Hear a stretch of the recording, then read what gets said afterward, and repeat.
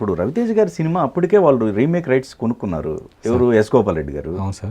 మరి అది remake cinema కదా, ఇది ఆడదని ముందే చెప్పడం. అలా కాదు సార్, అది యాక్చువల్గా గోపాల్ రెడ్డి గారు ఫస్ట్ టైం చేస్తున్నారు సార్ డైరెక్షన్.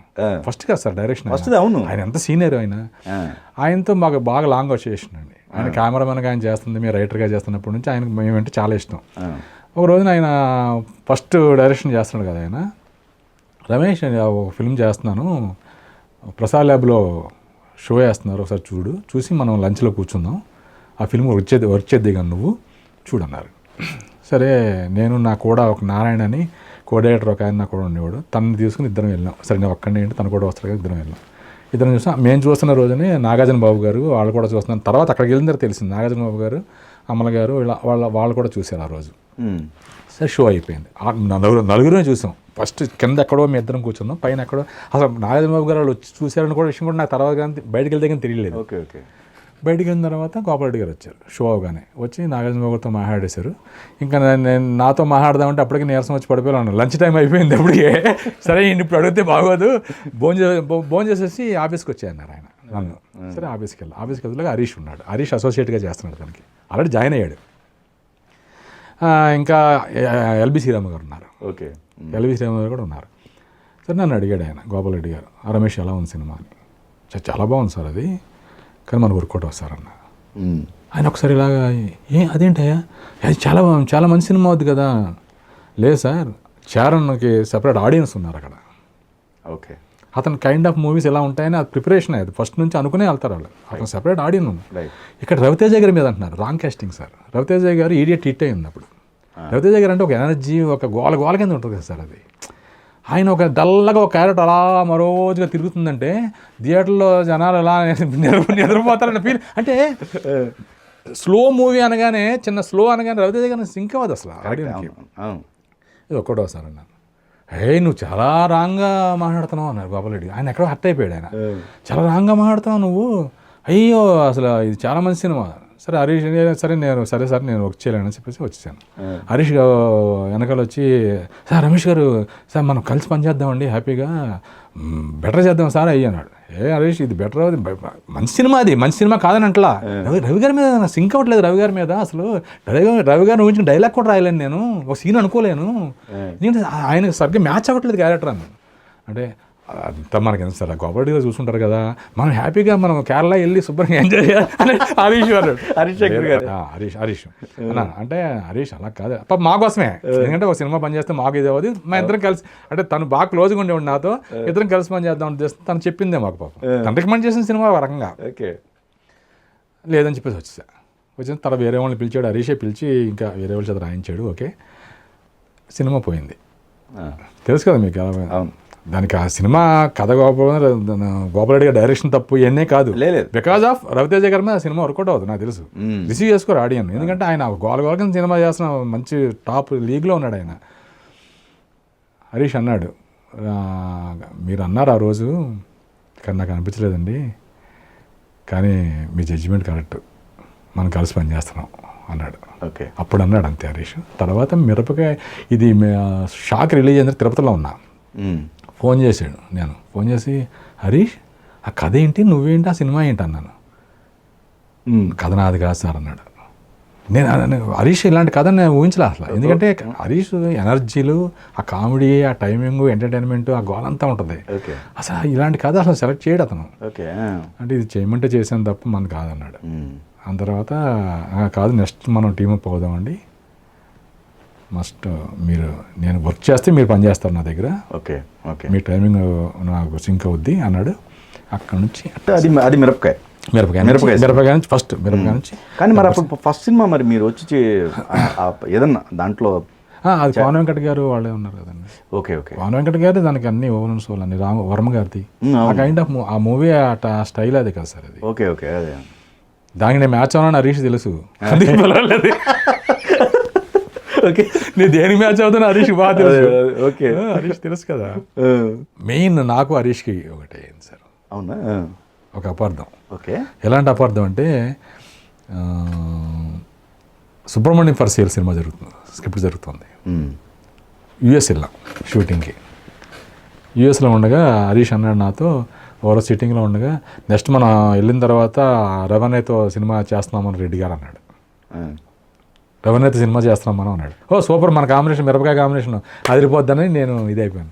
అయిపోగానే ఇక్కడికి వచ్చా. ఇక్కడికి వచ్చిన తర్వాత నేను హరీష్ కన్నా ముందు వచ్చా. హరీష్ సాంగ్కి వెళ్ళాడు, టాక్ అవ్వగానే వచ్చేసా అమెరికా నుంచి. వచ్చిన తర్వాత నేను వచ్చినట్టు తెలిసి రవితేజ గారు నాకు ఫోన్ చేశారు. ఏమంటే రెడ్డి గారు వచ్చారా అన్నారు. వచ్చాను సార్ అన్నాను. ఏం లేదు, ఒకప్పుడు మీరు చెప్పారు సార్ ఒక కథనమని, అది విన్నానుండయి అన్నాడు ఆయన. ఏ సార్ అన్నాను. అదే మన వేణు శ్రీరాము దిల్ రాజు గారు చెప్పించారు, తీసుకొచ్చి వేణు శ్రీరామ్ది అన్నారు.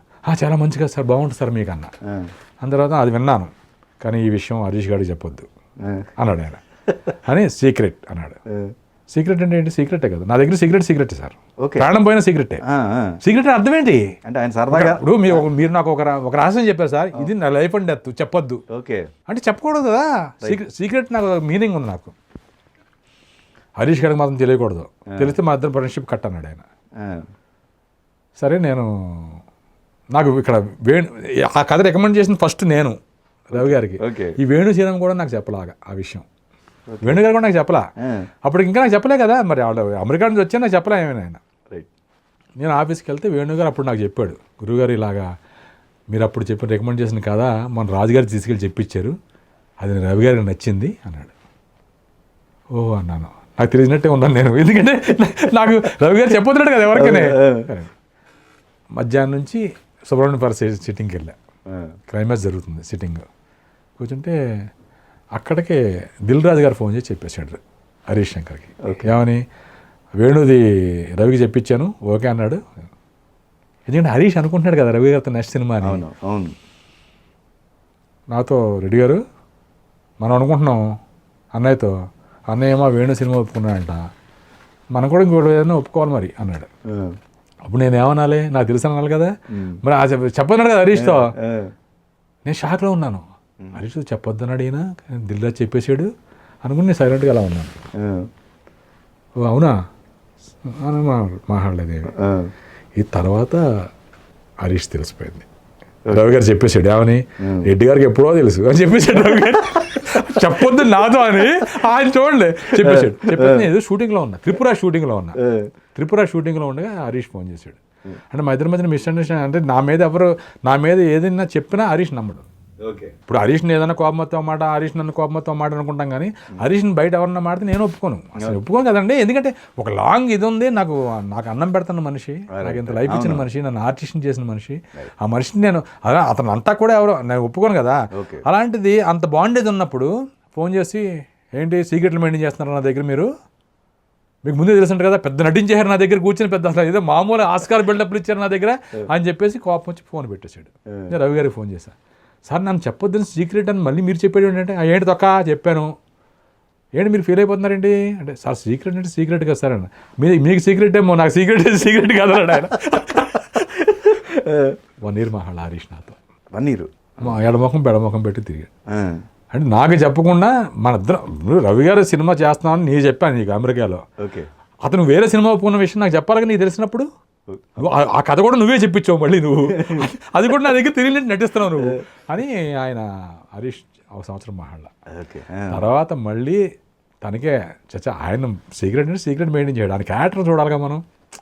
ఇప్పుడు నేను ఒక సీక్రెట్ చెప్పాను అనుకోండి, ఆయన రెడ్డి గారి క్యారెక్టర్ అది చెప్పడం ఇంకెవరికి, అక్కడ మోసి మెంటాలిటీ కాదు అయింది.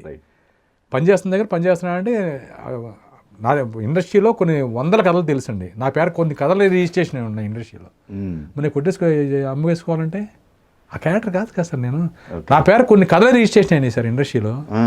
అంటే ఎంత నమ్మకం ఉంటే నా క్యారెక్టర్ మీద, నా అసిస్టెంట్ డైరెక్టర్లో పాపం అక్కడ రైల్వే స్టేషన్లో ఇది కట్టలేక, ఇది మెంబర్షిప్ డబ్బులు కట్టలేక చాలామంది మంచి కథ బయటికి పోద్దేమో అని చెప్పేసి నా పేరు రిజిస్ట్రేషన్ చేసిన కథలు ఎన్నో ఉన్నాయండి. మరి ఆ నమ్మకం క్యారెక్టర్ మెయింటైన్ చేయబట్టే కదా సార్. ఎగ్జాక్ట్లీ. అప్పుడు తర్వాత రియలైజ్ అయ్యి మళ్ళీ డీజే సినిమాకి మళ్ళీ. మీరు ఈ సంవత్సరం పాటు హరీష్ గారు మీతో మాట్లాడలేదు కదా సార్, మధ్యలో ఎప్పుడైనా మాట్లాడపోవడం అంటే పలకరిద్దాంలే మీకు అనిపించలేదు? పోనీ నేను కాదు సార్, మాట్లాడపోవడం అంటే ఏదో అసలు అలా వెళ్ళిపోయి ఇలా అలా లేదు సార్. హలో అంటే అలా ఎలా ఉండేది అంటే ఆ క్లోజ్ అనేది Closeness అదే. అంత క్లోజ్గా ఇంత అంత ముందు తిరిగినంత క్లోజ్ అది కాకుండా కొంచెం ఎడమొఖం పెడమొఖంగా ఉండేవాళ్ళు. అదే అంటే ఏదైనా ఫంక్షన్లో కలిసిన హరీష్ రమేష్ గారు అది అంతే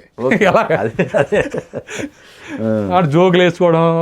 కానీ మీకు అనిపించలేదా ఉందండి, మెసేజ్లు పెట్టేవాడిని, అపార్థం చేసుకుంటున్నావు అసలు రవి గారే చెప్పొద్దు అన్నాడు అని ఇలా మెసేజ్ పెట్టేవాడిని. తనేదో రిప్లై ఇస్తుండేవాడు ఇలాగా. రవి గారేమో మీరిద్దరు సింకు మళ్ళీ మిమ్మల్ని పిలుస్తాడులే ఇంకా ఎందుకు దాని గురించి ఇదైపోతారని రవి గారు అనేవారు.